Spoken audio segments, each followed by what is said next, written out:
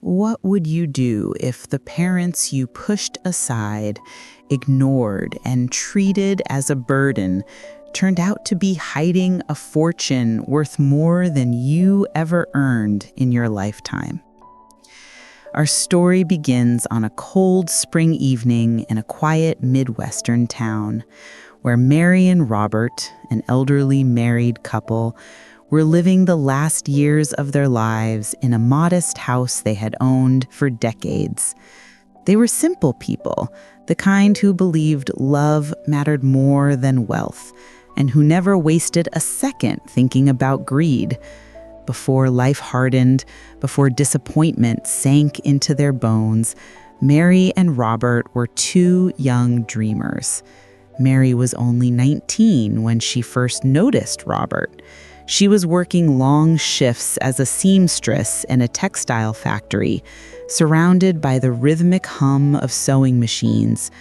Robert, meanwhile, worked in a small wood shop, crafting furniture with calloused, patient hands. They met at a local fair. Nothing glamorous, nothing dramatic, just two ordinary souls crossing paths. Robert wasn't the type of man people turned to look at twice, but Mary noticed one thing no one else did: kindness. His brown eyes weren't sharp or proud, they were warm enough to make her feel safe instantly. That night, beneath dim carnival lights and the smell of popcorn, something unspoken began. A year later, with pockets nearly empty but hearts overflowing, they married in a humble ceremony witnessed by a few close friends. There were no diamonds, no extravagant celebrations, only laughter, tears, and promises whispered with trembling sincerity. Their wedding night was spent in a small rented room Robert had been quietly paying off for months. Every dollar mattered, yet they felt rich, not with money, but with hope. 6 months after their wedding, their first life-changing blessing came. Mary found out she was pregnant. She still remembered Robert's reaction as clearly as yesterday. He dropped his tools, lifted her in the air, spinning her around like she weighed nothing. That night, he placed his hand on her small belly and whispered to the unborn child, "You will never suffer what we did. I'll work until these hands can't move, if that's what it takes." Tears streamed down Mary's face, not out of fear or worry, but from knowing she had married a man whose love was real, steady, and undemanding. And so, their journey as parents began, full of sacrifices, sleepless nights, and dreams much bigger than their bank account. They didn't know it then, but the road ahead would lead to the greatest heartbreak of their lives. But before betrayal, before greed tore everything apart, before the fire that changed everything, their 4 children owed them everything. And one day, they would regret forgetting that. Mary gave birth to their first child, a baby boy they named Michael. He had Robert's warm brown eyes and Mary's gentle features. Robert cried when he first held him, large, rough hands trembling around that tiny, fragile life. From that moment forward, every late shift, every sleepless night, and every sacrifice felt worth it. 2 years later came Sarah, fiery, loud, and determined from the moment she entered the world.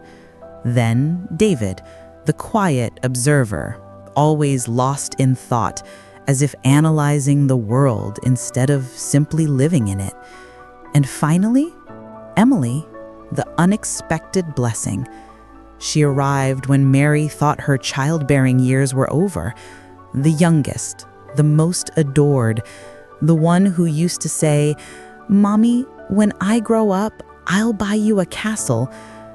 4 children, 4 futures to build, 4 reasons to work harder than either of them ever imagined. Robert's carpentry business slowly grew. His furniture wasn't factory-made. It carried personality, precision, and care. Chairs carved with gentle curves, tables polished to perfection, cabinets that felt almost alive. Customers didn't just buy furniture, they bought pieces of Robert's soul. And still, he refused to raise prices unfairly. "We're blessed with enough," he would say. "Why ask for more than we need?" Mary supported him not just with words, but with labor. She sewed until her fingers ached. School uniforms, wedding gowns, curtains, quilts. At night, when the house grew quiet, the sound of her sewing machine echoed like the heartbeat of their home. Every dollar earned went toward one goal: opportunity for their children. And slowly the reward came. Michael excelled in academics and earned admission to a prestigious engineering program. The tuition could have been impossible, but Robert took a loan. Mary sold her heirloom jewelry, and together they made sure their son walked onto that campus proudly. Later came Sarah's medical school acceptance. Even more expensive, even more demanding, yet neither parent hesitated. David revealed a gift no one expected: art. His paintings held a quiet power, emotion spoken without words. People warned him that artists rarely survive financially, but Robert looked him in the eyes and said, "Happiness matters more than money. If painting is your calling, follow it."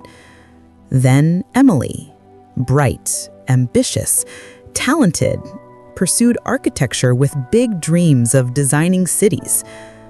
By the time the 4 children finished their degrees, Mary's hair had grayed and Robert's back had bent.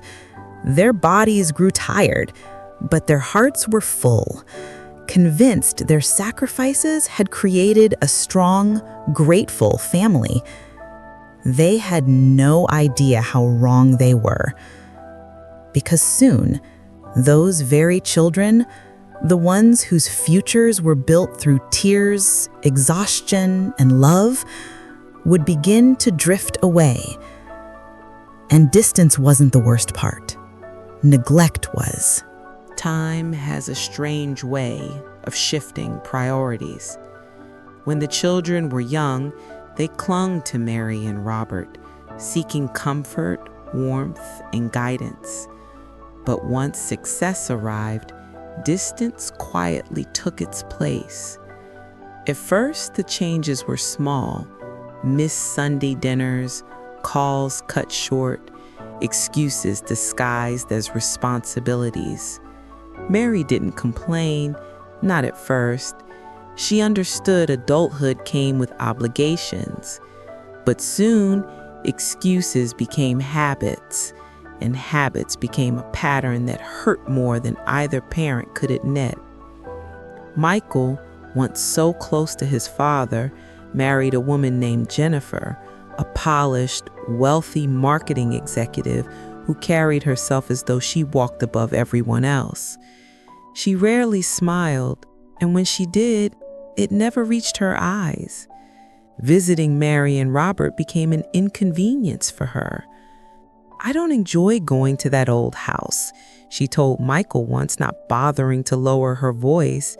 "It smells like furniture polish and cheap cooking oil. And the food? My trainer would faint if he saw the carbs they serve." Michael didn't defend his parents.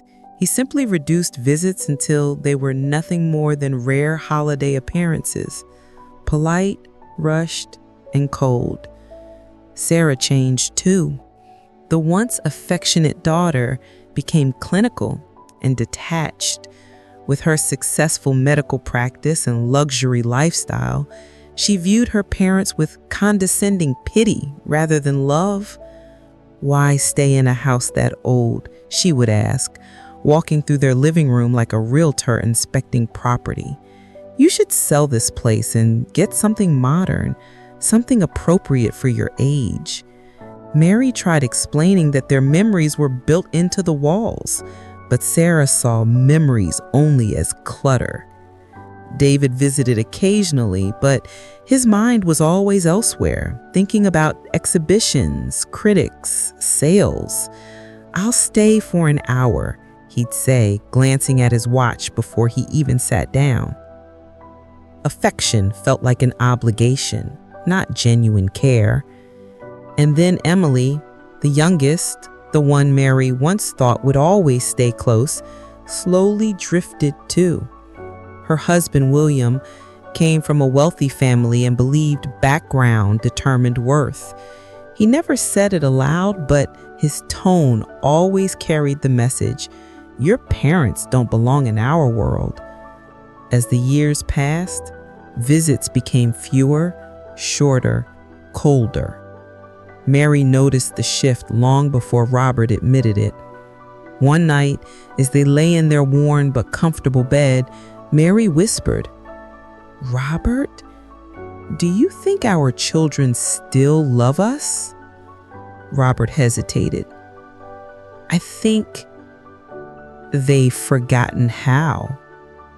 Silence settled between them, heavy, suffocating. But the worst was yet to come, because life had one final test waiting, one that would reveal just how far their children had drifted from compassion and from family.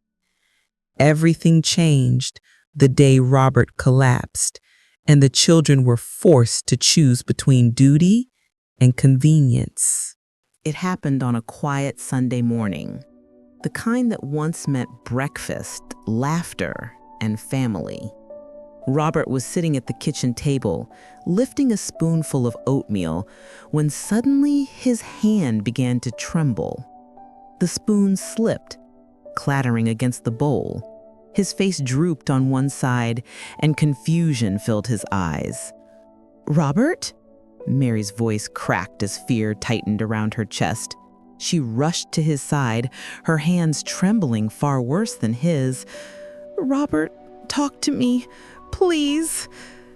But his words came out broken, tangled, barely recognizable. Mary dialed emergency services with shaking fingers, her heart pounding as paramedics loaded her husband into the ambulance. She never let go of his hand, not during the ride, not during the rushed examination, not even when they wheeled him toward treatment. Hours later, doctors delivered the news. It was a minor ischemic stroke, one of them explained gently. "He's stable, but he will need medication, therapy, and careful monitoring. Stress may trigger another, possibly worse." Mary nodded, though exhaustion blurred everything. The only thought echoing in her mind was, "He's alive." Once Robert was settled in his hospital bed, Mary called their children. Expecting panic, urgency, concern, she waited for voices filled with fear and rushed footsteps down hospital hallways. But instead, she received indifference. Michael arrived 2 days later, not with empathy, but irritation. "Mom, you should have called after they stabilized him. You know how busy I am." He stayed for 20 minutes, checking his phone more than his father's face. Sarah came the same evening, still wearing her work clothes. She reviewed Robert's chart like a stranger, nodding clinically. "He'll recover. Follow the therapy routine and medication schedule." Her tone was cold, professional, not personal. Mary swallowed her grief and whispered, "Can you stay with us for a few days?" She didn't even hesitate before responding, "I have surgeries. My patients need me." David didn't come at all. He called briefly, sounding distracted. "Dad's fine, right? Okay, I've got an upcoming show. I'll visit when things calm down." Emily sent flowers, lavish, expensive, unnecessary, but not herself. A family that once held hands now spoke through voicemails and excuses. Robert recovered slowly, but their life changed forever. He could no longer move with ease, could no longer work, could no longer ignore the cracks forming between them and the children they once believed would always be their safety net. Bills stacked. Therapy costs multiplied. Medications swallowed what little savings they had. So Mary did something she never imagined she'd have to do. She called her children again. This time, not for emotional support, but for help. Financial help. And that was the moment everything broke. Because instead of offering support, their children demanded something unthinkable in return. When Mary finally gathered the courage to ask for help, she rehearsed her words again and again. She wasn't asking for luxury, comfort, or convenience, only enough to keep Robert's medications consistent and his therapy uninterrupted. Her voice trembled as she reached out to each child individually, but what she received wasn't compassion, it was negotiation. Michael was the first to respond, leaning back in his leather office chair, fingers interlaced like a businessman analyzing a contract, not a son listening to his mother. "How much are we talking about?" he asked. Mary swallowed hard. "Just enough to cover your father's therapy for a few months. I'll manage the rest." Michael sighed. "Mom, we're already handling our own expenses. If you want help, we need something secure in return." Mary blinked. "Secure?" He clarified calmly. "Ownership, the house." Sarah echoed the same sentiment later that evening. "You're getting older," she said, adjusting her lab coat while barely looking at Mary. "It's logical we take control of the property now. After all, we'll inherit it anyway." David didn't talk long. His message was short, curt, emotionless. "If the house is split fairly, I'll contribute. Otherwise, I can't help." And then came Emily, the one Mary once believed would never turn away. "Mom," she said softly, though the softness carried no warmth, "we have kids, mortgages, responsibilities. We can't just give money without transparency. Transfer the property to us equally, and we'll handle everything." Mary stood frozen. The home she built with Robert, brick by brick, paycheck by paycheck, sacrifice after sacrifice, was now being treated like collateral. Not a memory, not a symbol of their lives, a transaction. When Mary told Robert what the children demanded, his eyes filled with something she hadn't seen in decades: shame. Not from needing help, but from realizing how deeply their love had been forgotten. So they made a decision, quietly, privately, painfully. Mary visited a lawyer, not the kind their children used, expensive and intimidating, but someone humble, kind, respectful. 2 weeks later, Mary and Robert signed papers transferring the house, not to their children, but to someone else entirely, a local charity organization, one that built homes for elderly couples who had nowhere to go. And attached to the donation was a simple note written in Robert's shaky handwriting. "We built this home through love. Let it stay in love, not ownership." When the children found out, outrage replaced silence. They called, argued, shouted, demanded explanations. But Mary's reply was calm. "You wanted the house, not us. Now the house belongs to those who still understand what family means." And she hung up. Robert reached for her hand, and she smiled through tears. For the first time in years, their hearts felt light. Sometimes the richest parents raise the poorest children, not in money, but in gratitude. And sometimes losing everything is the only way to keep your dignity.